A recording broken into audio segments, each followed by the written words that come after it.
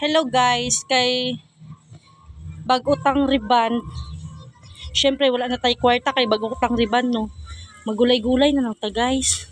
May nang gani guys, nagtanom mi gulay guys oh. Kay mahal kayong riban guys, kaya gulay-gulay na lang mi guys kay wala na mi kwarta pang palit sa sudan guys. Diba?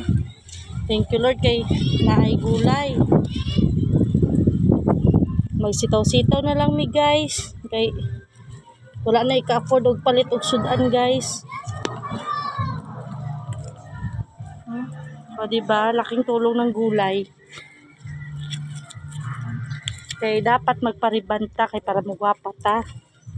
Diba? Para tong bana mo magpaspas uli kay para dali siya uli ba.